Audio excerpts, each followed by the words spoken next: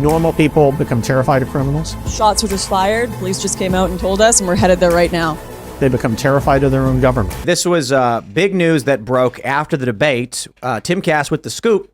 Ronna McDaniel overheard trashing Vivek Ramaswamy in debate audience, saying he won't get a cent from us. He's an a-hole. Total a-hole, McDaniel said. A source who was sitting near McDaniel told Timcast News that she was not attempting to keep her voice lowered. Apparently, tons of people heard this, and she called him an a-hole and declared the party would not be giving him a cent. He's an a-hole, total a-hole. He's desperate because he's doing bad in the polls. He won't be getting a cent from us. She was in complete meltdown over Vivek, the source said. This was in the middle of the audience with an earshot of at least 50 people. So apparently after the debate, Vivek apparently was talking to her at the edge of the stage. Now we have this from the New York Post. Ronna McDaniel claps back at Vivek Ramaswamy. He's at 4% and needs a headline. This is in line with exactly what the Timcast News source said that she was saying in the audience. And she went on to say something like, let me see if they have it in this story, because Vivek struck back. Here we go. She says, I know that Vivek is kind of newer to the party. He voted for Obama, so he may not know that. Ramaswamy claimed he did not vote in any presidential election between 2008 and 2016, voting for Libertarian Michael Badnarik in 2004 and former President Trump in 2020. So she's just losing it and outright lying now about Vivek. I got to tell you, I think I know what Ronna McDaniel and the GOP establishment is doing. What do we keep hearing from DeSantis people? Oh, it's Trump's fault that we're losing all these elections. It's Trump's fault. Oh, the Trump candidates are losing. They are intentionally sabotaging Republicans, and we hear it nonstop. We just had J.R. Majewski on talking about how he gets basically cut off, and they sabotage him. They're doing it so they can say, see, Trump's bad for the party. Give us back the power. Let us be in control, and shut your mouths. I saw it firsthand how antiquated the GOP is at the debate in California. You know, the Nikki Haley's, the DeSantis, they all walk off the stage. No one really cares when they walk into the press room. You know, they get the Hannity treatment and they go away. Carrie Lake and Vivek were the people that the real press swarmed, and they were the center of attention. And Newsom, which was an issue because Hannity loved being around Newsom so much, which is bizarre. But everyone else, no one cared. You know, Chris Christie doesn't even go to the press room. You know, literally no one cares. Ronna McDaniel is like the Kathleen Kennedy for the GOP. She just keeps losing for us. And if we look at how, if I get this wrong, correct me, but even during the 2022 midterms, we saw that McCarthy was not supporting America First candidates. Right. We saw funding going. Yes, we saw funding going actually against those candidates. And this is the game they're playing for a long time, because you have someone that comes in that is anti-establishment. You know, it's the only reason I voted for Trump in 2020. I didn't vote in 2016 for him. I didn't vote at all. But Same. you see these things happen. You're like, man, maybe there actually is a voice pushing forward, and we actually can have meaningful change. Yeah, it makes me wonder. I mean, if her smear to him is that he voted for Obama, you know, I believe him. I believe he didn't. But if he did and now he's running for president, that's a huge change. And I think it would be interesting to talk to someone and say, how did you come from either not voting or voting for Obama to wanting to really be a part of a very serious America First movement? It's sort of a missed opportunity on her part where she's saying, you're threatening my power, and she can't see what's actually good for the party. They're elitist. They're upholding the uniparty, and they hate outsiders like Trump, Vivek, Carrie Lake. So, she's saying he's not going to get a cent from us. I mean, Vivek has a lot of money. I'm sure he doesn't want to spend it all on his campaign. I'm sure donors are good and things like that. But he doesn't actually need it. Exactly. And this is how you get independence within the party. Vivek does not need to bend the knee to the corporate lobbying interests. And that's why he's able to say things that has us all riled up and all excited. Because he's like, I don't need your money. Screw off. You suck. And then they're like, well, I'm not going to give you any money. He's like, I got more money than you do. Right. Exactly. I have a deep concern for these people. Let's just say Trump's not in office, and we're with someone who doesn't have Trump money or Vivek money. Do you think they're going to come after them any less than the way they came after these two people who can actually afford their court fees?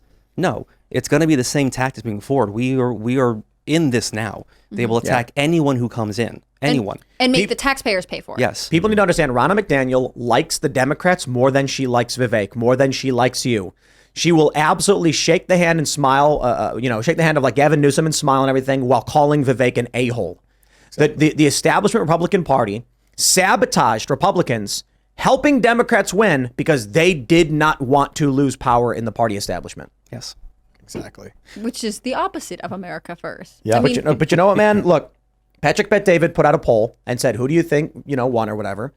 And Vivek, 80, 90%. I think it was like 91, 92%. And then you look at like the New York Times and everything, and they're like, oh, he did the worst. The machine hates Vivek. But you know what? Vivek is effectively the right-leaning leader of the millennial generation. And I don't see any other way to phrase this.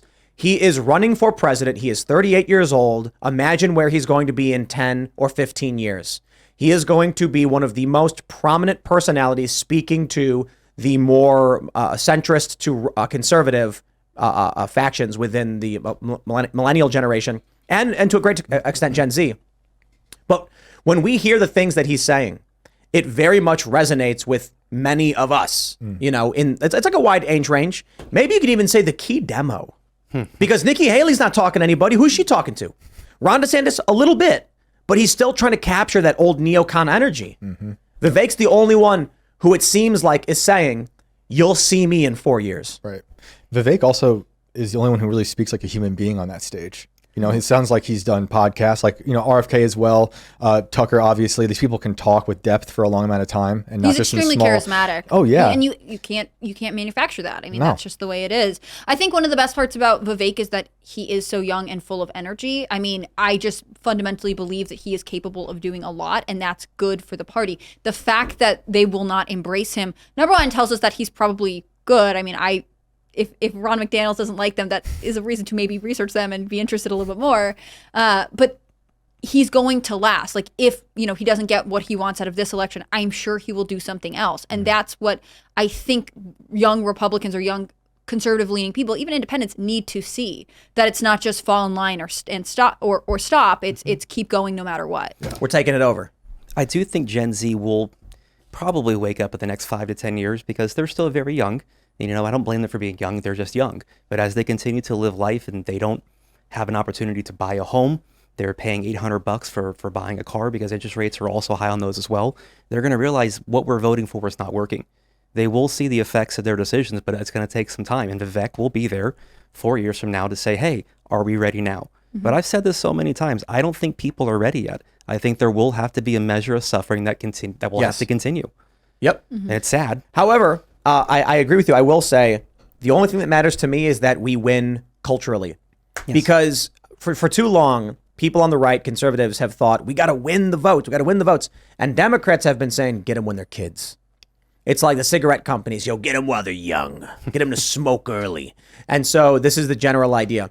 My concern right now, I look to what the Daily Wire is doing with Bentke, and I'm like, that's huge. That's huge. Give families an opportunity to give their kids something that's not woke garbage. And then what we're talking about doing is we put out a documentary, Infringed, with Lawrence Southern. We put out Game of Money with Ben Stewart. We're making way more, and the goal there is, what are we going to do? Are we going to take the money that we make from running this, like doing this show and doing these other shows, and then try and campaign to win elections? That to me is nuts. Yeah. But we put out these documentaries, we keep pushing them, and we create a library of entertaining content. We make music. We're working on the skate show, the Boonies. We got pro skateboarders coming down. We want to own this space. So shout out to Richie Jackson, pro skateboarder. He took a picture. Oh, man, I love this. I wake up in the morning, and I'm sitting on the toilet, and I'm scrolling through Instagram, because that's what we do. And I see Shredder News, it's a skateboarding news outlet. And sure enough, there's the picture that Richie posted the other day with Lauren Southern, pro skateboarder, taking a picture with Lauren Southern, holding fake guns, they're toys, and it's with the Infringed logo. And I think he just did it because he thought it was funny. And it created a quote-unquote backlash in the skate culture. And I'm like, this means that these teenagers, they're like, Richie's an amazing dude, and he's like a superstar. He's this very unique skater. Happy birthday too, by the way. Happy birthday to Richie Jackson. Richie. Yep. And there are people who go up to him and they're like, dude, you're my favorite skater. They're so excited to meet him. And they see that he's fearless. And he's willing to support things that he agrees with. He's not scared of what these activists say to him. That's what we want to build. Mm-hmm. And so I can look to Vivek and I can cheer him on. I can look at all the voting stuff. But I'm like, let me tell you exactly what our plan is. And I'll simplify it in this way. A story some of you may have heard me say, or a general idea. Pro athlete says, I'm too scared to speak up about males competing against females because I'll lose my sponsors. Then I say, okay, our company makes enough money to sponsor you. We'll sponsor you. Will you speak up now? And they'll go, oh, okay, great. Then the other company will say, hey, if you post those Instagram things arguing about politics, we're going to drop you as a sponsor.